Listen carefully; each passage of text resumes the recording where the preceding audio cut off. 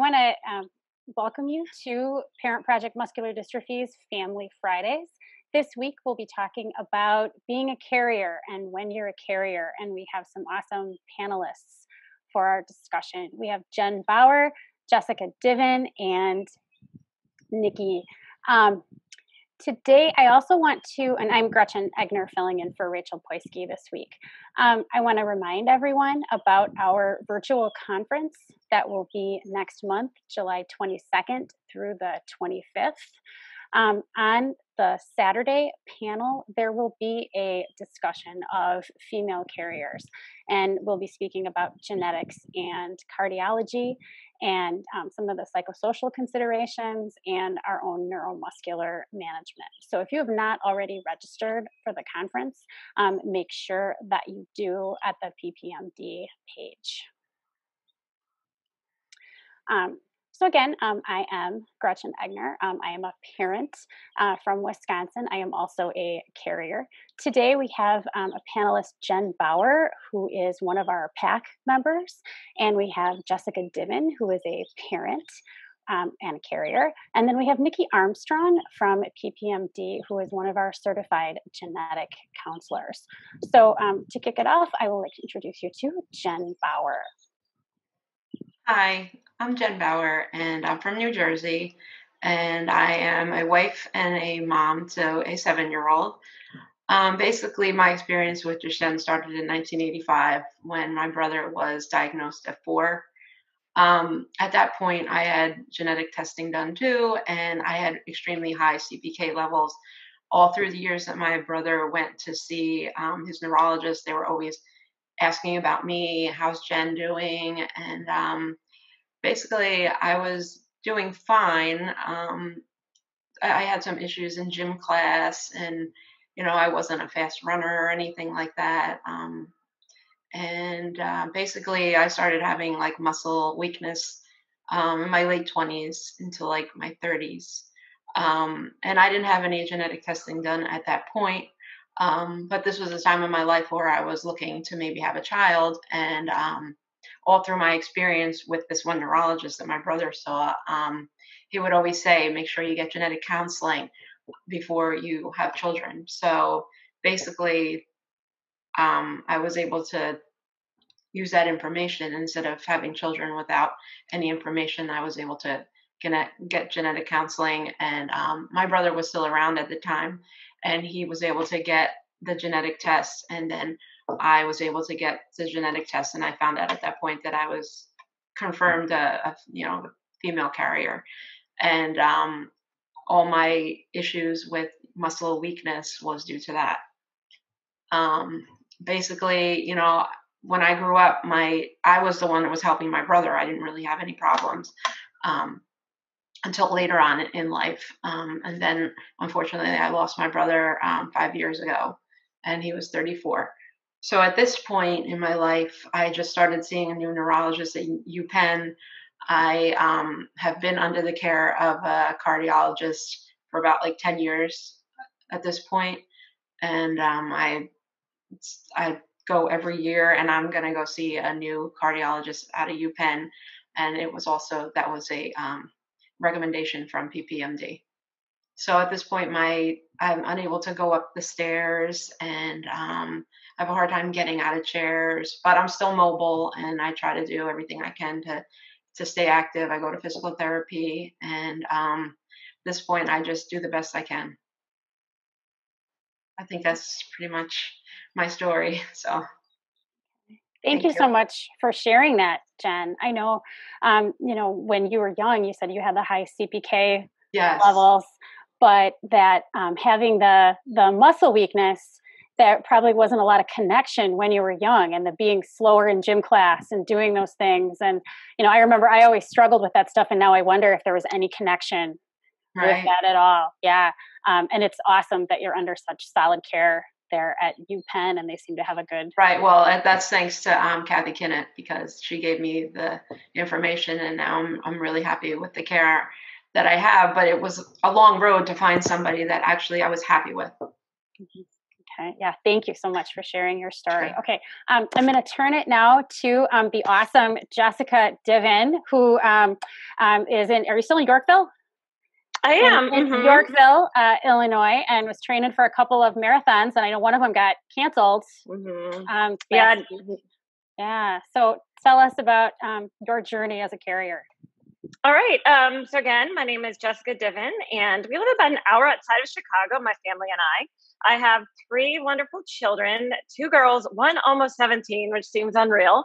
The other is 10, and then my son, Ben, is 14 and has Duchenne.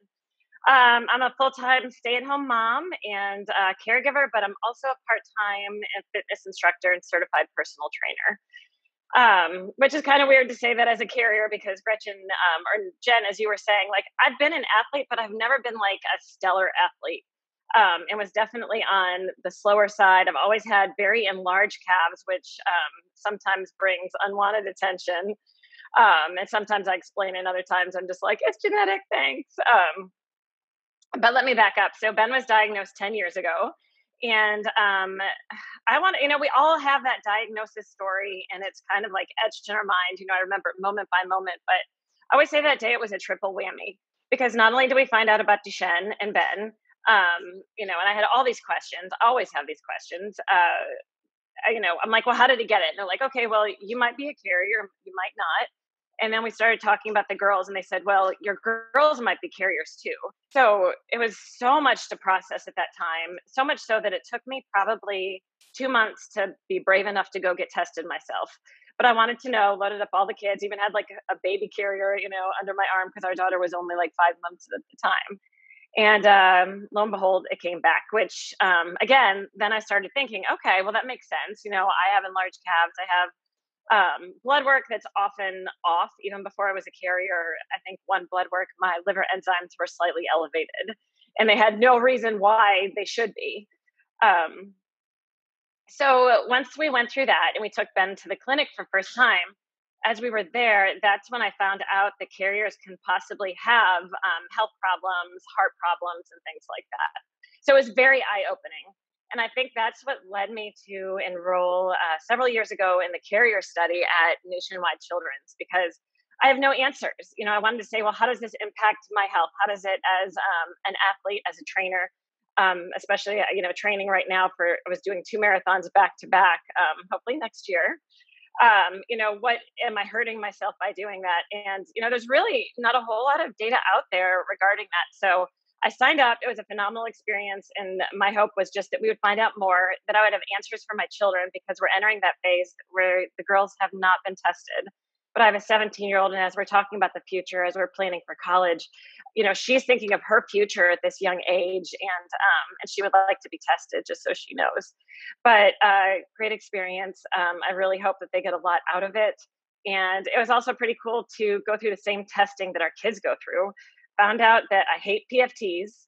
I can now see why, I fought Ben for years on doing them. But really great to be a part of, and I'm just happy to be here today. So I think that's about it. Thank you, Jessica.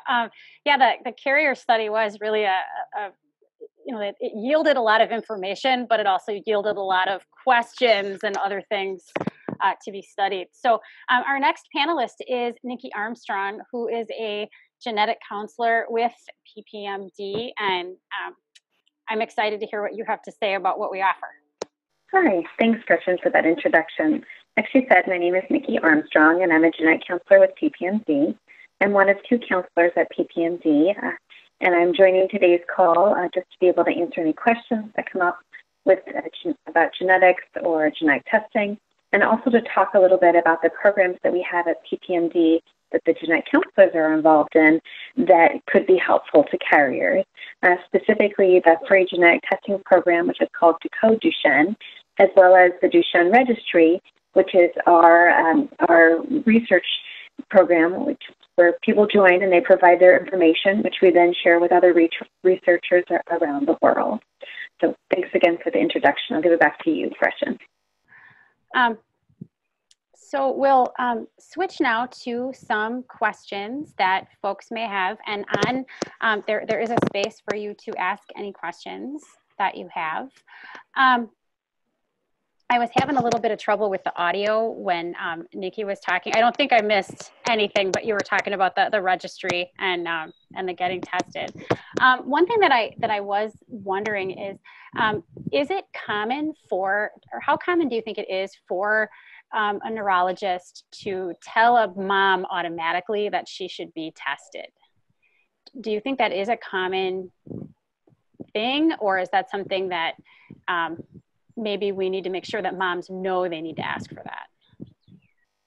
So the question about whether or not neurologists know about the free genetic testing program and know that moms should be tested is a tough one to answer. I think in a perfect world, all neurologists who saw boys with Duchenne would know that genetic testing should be offered to the moms because there is a chance that they're a carrier, but not all moms are carriers, and so it's important to know the status for their health, and that there is free genetic testing that is available for the moms. But unfortunately, it's not all neurologists know about it. So this is a place where it's important to advocate for yourself, and it's also a place where I'm glad we're having conversations like this so that we can get the word out and make sure people are aware that we have this opportunity for them. My second question is for you also as well, Nicki. I only have 2 boys, so getting my daughter tested was never a concern that I have. But Jessica's question, really, like, if I have, how would I get my daughter tested? How would I go about doing that? As far as how you would go about getting your daughter tested, that's a great question, and it has both practical aspects as well as sort of psychological aspects. I think it always needs to start with a conversation. Every family is different as far as when this testing is appropriate and when might be a good time to find out the information versus when might not. So starting with a conversation is the best place to go. Families are also different in how much information they've shared. We feel like overall knowing a person's carrier status is important for their own health, for making health decisions, and they can also for making the appropriate health screening, and also for making decisions about family planning. So for those reasons, it's important to find out at some point that every family might approach that a little bit differently. It is also true as far as providers are concerned. Some medical providers are comfortable offering this kind of testing to a child or a teenager that is a girl, whereas other medical providers say, no, we would prefer to wait until after age 18 when you can legally consent and be part of the decision making. So there's not a right or a wrong there, and there are different ways it can go.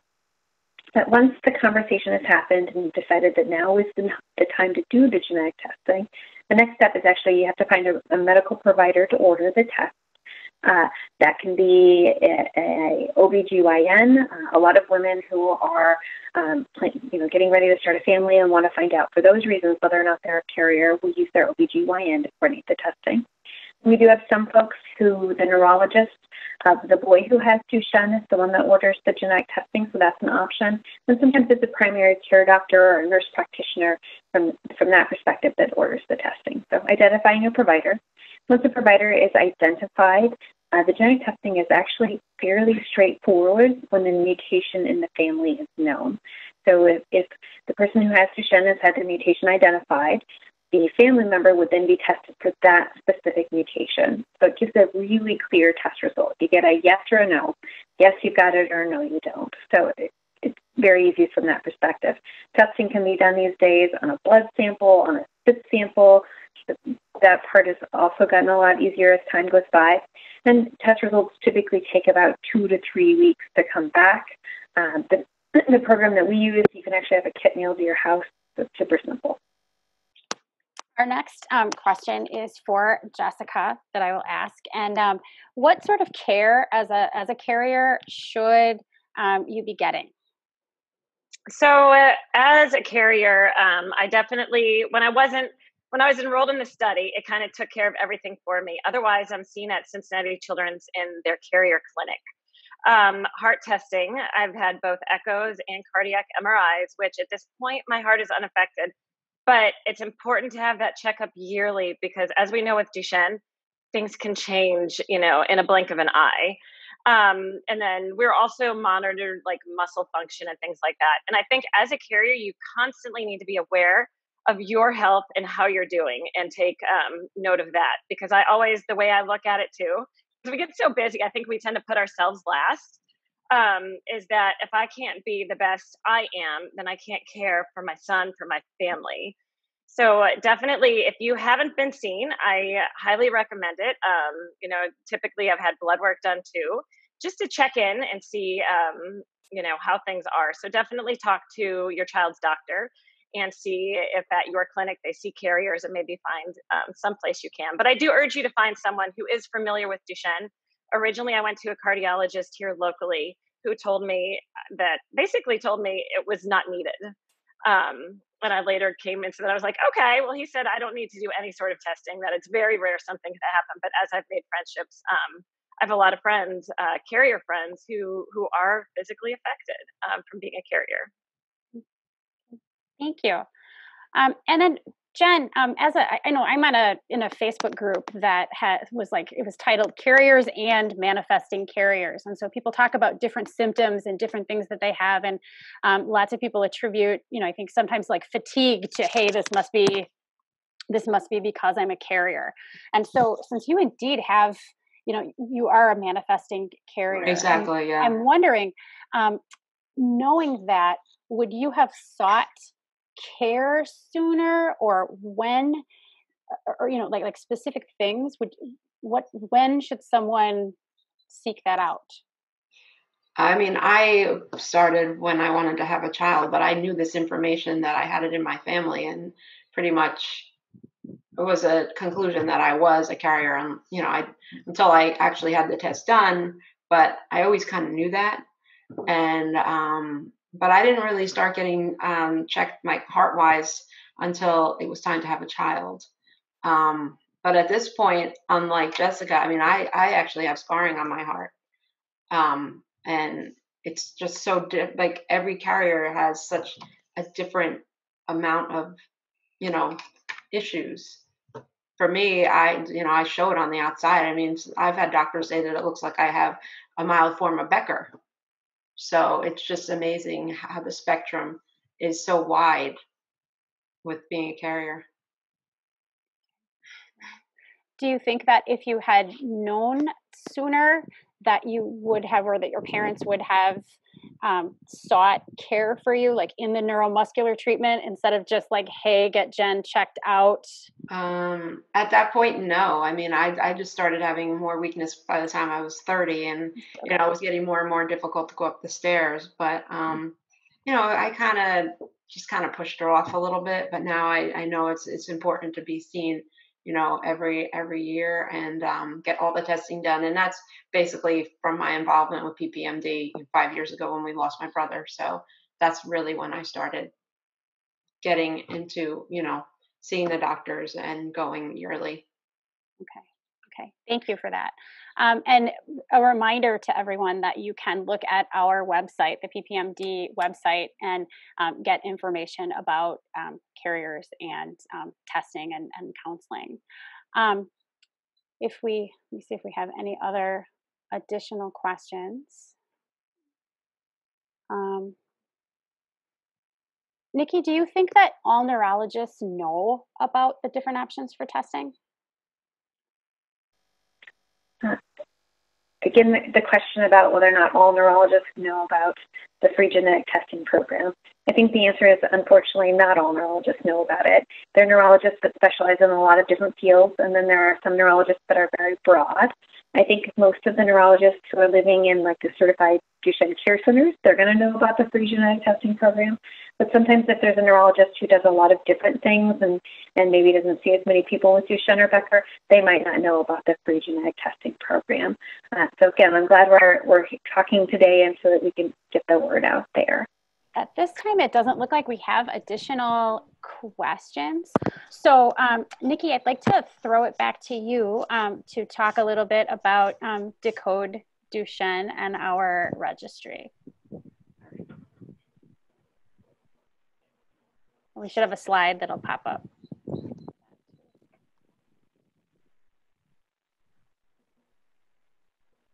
Okay.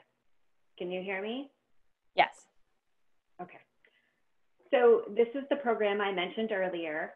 It's our free genetic testing program, and it is sponsored by two of the pharmaceutical companies, Sarepta and PTC. And it's for folks with Duchenne and Becker, as well as carriers. And if you can go to the next slide.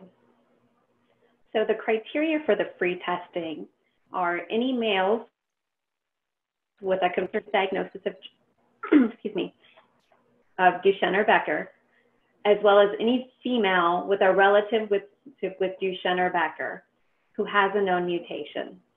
So this is if you have a son, a brother, a cousin, an uncle, any of those people, it counts. This is for folks who have never had genetic testing, or if they had testing so long ago that it missed mutations, or it was linkage, or was some other way that it just wasn't as accurate. We do request a financial barrier, but that could be anything. It could be a copay, difficulties getting a pre-authorization, any of those sort of issues.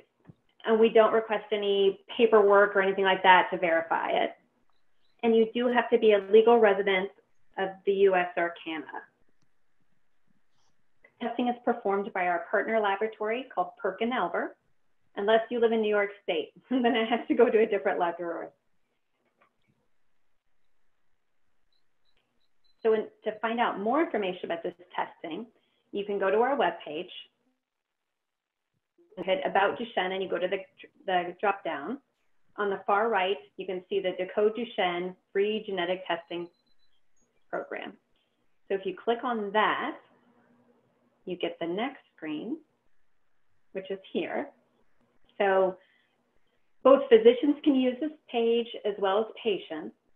For patients, if you go to the bottom yellow arrow, you hit the download this flyer, and there's a one-page flyer that you can take to your physician. And what it tells the physician to do is to go to this page and then click the carrier testing button. And what happens is they actually is an application that they fill out. And it's, you know, your name and the mutation of your family member, which is really important.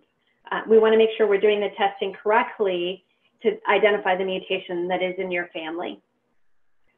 Once they fill out that application, it goes to myself or Anne, and we review it, and we send out a requisition form as well as like a kit. And the kit, like I said, can actually be a spit kit that can come to your house. And that way it's very straightforward and easy. Results take about 2 to 3 weeks to get back. And they do come back to your doctor's office, although we also get a copy. So we're available if you have any questions about the results or need any help with interpreting. Okay, I think you can slide. So this is the slide showing our app. Like I said, the app is open to all carriers of Duchenne and Becker. We know how important it is to gather information about carriers. So this is yet another way to do it. And if you already have a child in the app, you can just actually add your account so that you're both on the same phone, and it's just 2 different accounts that you can toggle back and forth between. If you don't have a child on the registry, I would encourage you to join. If you don't, you can still have yourself as an account. The registry, when you go into it, has all these surveys, things like muscle function, heart, steroids, all those different things that we're gathering data on. And to go to join the registry, you go to DuchenneRegistry.org, and you actually have to put in your email address. And when you put in your email address, they send you an email that includes both a link to download the app as well as an activation code to set up your account. Now, if you were in the registry before, when it was on a computer web portal, you should have already gotten that invitation. If you can't find that invitation because it was back in November of last year, just email me and I can resend it to you. But if you were in that registry before, we don't want you to start a new account, because starting a new account will mean like you have 2 separate accounts instead of one consistent account. But if you have any questions, you can just email me directly at either the coordinator at parentprojectmd.org or my direct email address, which is just my first name, Nicki, N-I-K-I, at parentprojectmd.org. And I think that's all I have. Okay, thank you, Nicki. I do have a question for you that came in, and it's also something that I was wondering myself. Do we have any age limits for the carrier testing? There is not a strict age limit, but there are some. This is ordered by your physician. Mm-hmm. There are certainly some physicians who will not order this testing on a minor. So that's a discussion you need to have with your doctor. Okay. Would you see any benefit in my 87-year-old mother getting tested to see if she actually is a carrier when she's already being treated for heart issues? Does it matter? I mean, is it really? So I would say it could be important for other family members, right? So like if you have sisters or she has, like, could go further back in the family. But it doesn't sound like it would have huge impacts on her health. No. So I don't think it's not someone I would strongly, oh, you definitely should do that much. Okay, thank you. And I'm wondering, Jen or Jessica, if either of you have anything that you would want to add before we wrap up. I do. I just want to know, what would you consider like genetic testing that's older? I had a test in 2011. Is there going to be any more information I could get if I took it again? That's a great question. So it depends on your mutation type as well as how your testing was done. So the problem with some of the very early deletion and duplication testing is it couldn't identify boundaries. It's how big the deletion or the duplication was very well. And so some of those, it's really helpful now because you can actually see, oh, it really starts here and it ends here. And that's actually important, especially for treatment of people who have Duchenne, because so many of the treatments are deletion specific. Like all of the exon skipping therapies are specific to which exon is in your deletion. If you're a person with Duchenne and you have very old testing, it would be important to figure out those boundaries. Now, have like a nonsense mutation, and that was identified in 2011, it's unlikely that would have changed at all. And even if you had deletion studies in 2011, it's quite possible those were completely accurate. So it's hard to say without me looking at the report. Okay, well, I had Ann do that, and it is nonsense. Oh, gotcha. So it's unlikely that it would need to be reviewed. Okay, thank you.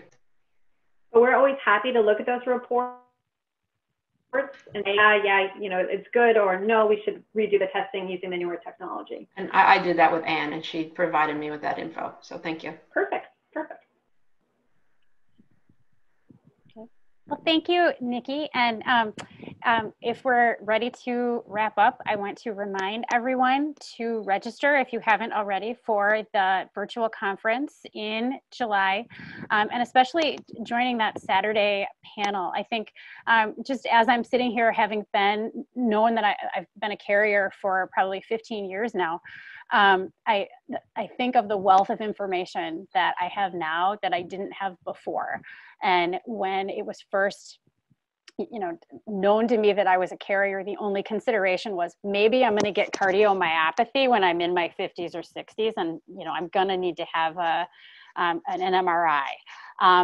That was it, and now we know so much more.